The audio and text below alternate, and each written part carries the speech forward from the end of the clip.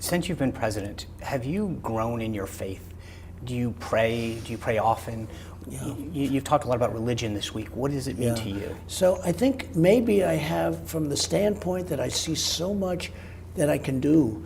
I've done so much for religion. The Johnson Amendment, getting rid of Mexico City. Nobody thought any of this stuff would happen. 2 Supreme Court justices. And by the way, if the other side, and I call them the radical left, because Biden has gone way left, but he doesn't know where he is. But he's surrounded by people that are put there that are serious radical left. You won't have a Second Amendment. You won't have religious liberty. You won't have anything. This, I used to say the other election, the last election, 2016, that you were a part of, I used to say that that was the most important election. I think it's superseded now because they've gone stone cold crazy and they will do things that you wouldn't believe. And that includes ending your Second Amendment. It includes open borders where everybody pours in. You know, on the wall that you don't hear about anymore, right? You know why you don't hear? Because it's built. 210 miles is already built. And we're building the rest. By the end of the year, we'll have close to 400 miles, and shortly into next year, we'll have it totally completed. And every mile that we build, you have less and less people. We're setting records for low levels of people coming in. And when they come in, they get taken right out. Nobody's ever had a southern border like what we have right now. It's been an incredible thing. You don't hear about it. The Democrats don't talk about it anymore. But they want open borders. That means drugs. That means human traffickers. That means all of these horrible things. That means people pouring into our country.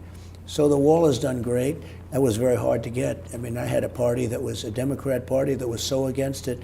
But now you don't hear about it. I think the other reason you don't hear about it is basically they know I'm right. Building a wall, especially once the pandemic came, because if you look at Tijuana, right on the other side of the border, it's one of the most infected places on earth. And we have a wall, and that's a good thing that we have a wall. We built it. You know, you've talked about the wall and immigration. You've been very tough on crime. You've sent the National Guard out this week. There's a lot of people that want to know if police reforms will help the systemic racism and issues that many black people face in this country. Is that something that you could get behind? Well, I heard Biden talking about systemic racism in the police department today. And I said, a very simple question. He's been there for 43 years. Why didn't he do something about it? I've only been doing this for 3.5 years. He's been there for 43, 44 years. He was there 8 years as vice president. He had plenty of time. I mean, he was taking a lot of vacations, taking it easy, sending his son over to China to pick up $1.5 billion, sending him to Ukraine where he was paid $83,000 a month and $3 million up front or something. I would tell you, why he had plenty of time. Why wouldn't he do this? This is Sleepy Joe. But now he's talking about systemic racism in the police department. Why wouldn't he have done something about it, Sean? Right. He had all the time. So now he says, I'm going to stop. Well, he's there 43 years. He was a senator, in all fairness. That's a very big position. You could do what you want to do. But then he was vice president for 8 years. He hasn't done anything except things that were bad for the black population. Very bad. African-American population was treated very badly by Biden. He didn't know it, and he doesn't know it now, honestly, because I don't think he knows where he is. Last week, you signed an executive order asking the Federal Communications Commission to look into Section 230 of the Federal Decency Act. The Federal Trade Commission, though, was also part of your executive order. Would you like the Federal Trade Commission to look into these social media platforms in terms of unfair trade practices? Yeah, you have federal trade and you have federal communications. They can both look into it, but and you don't know that they're not, to be honest with you. So let's see what happens. Right. Would you? The Department of Justice is also looking into Google because it's many claim that it has a biased search engine. Would you support them filing an antitrust Well, I act? think you have a lot of situations. Look what Amazon's doing to our country. Amazon's destroying all these shopping malls and shopping centers where you have a lot of workers. You go through a beautiful town, you know, Perfect Town, USA, okay? Perfect Town, USA used to have a little store here, a little along the main, Main Street, I guess you'd call it, right? Mm-hmm. These towns are wiped out now. Amazon's doing, I mean, you talk about antitrust. I don't say I'm doing anything one way or the other, but look at what Amazon's doing to our cities and our everything. You talk about antitrust, so we'll see what happens. I'm not telling you I'm doing anything or not doing anything, but there's tremendous damage and the jobs that are being lost and other things. But you look at towns and cities and shopping centers and shopping areas, and it's like they're empty. They're dead. They're like deserts.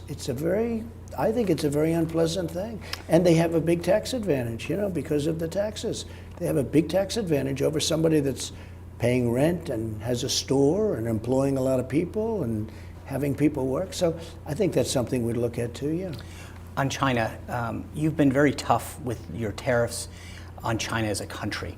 There are some who are saying that because of what President Xi has done in terms of Hong Kong, that he should be personally sanctioned.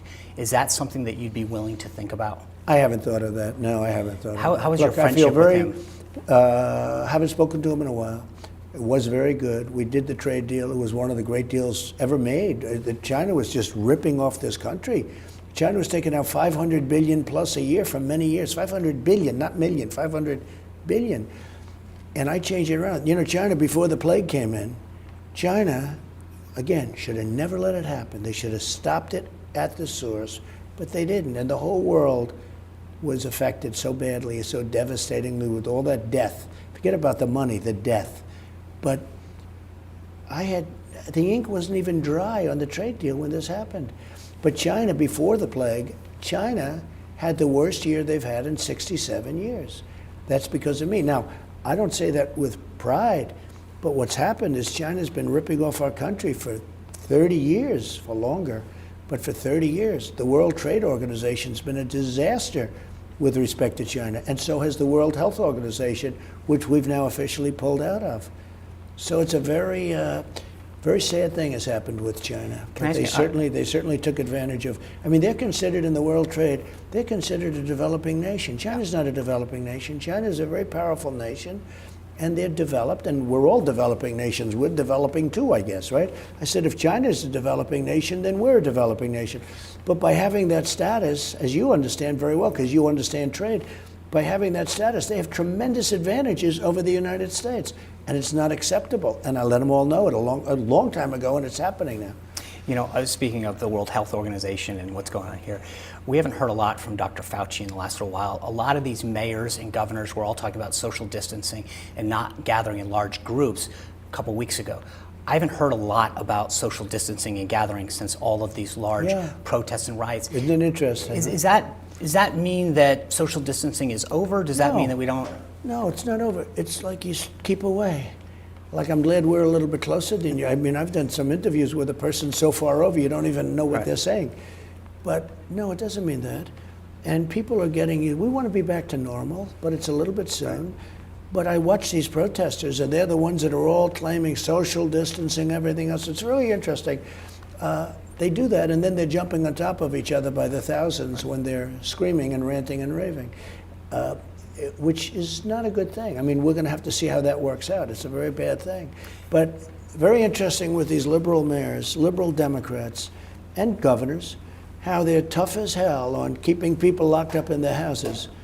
But when it comes to ending the crime and the stores being broken into and the looting, and by the way, people being hit over the back of the head, the man in Dallas that was kicked unmercifully, I never saw anything like it.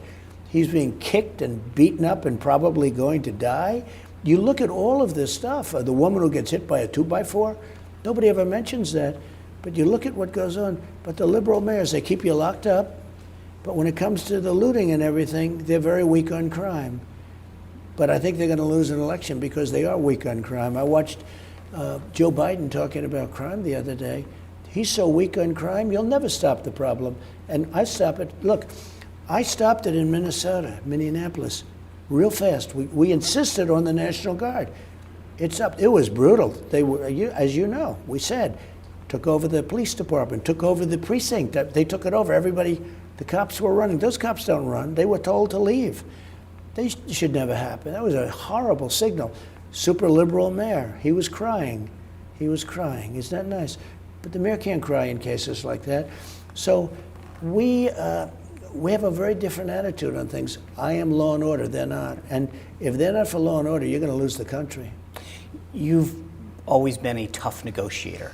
Since you've been president, who's the toughest person that you've had to negotiate with? Well, I think the hardest are the you know, I say, okay, people always ask, who's the toughest? Is it Russia?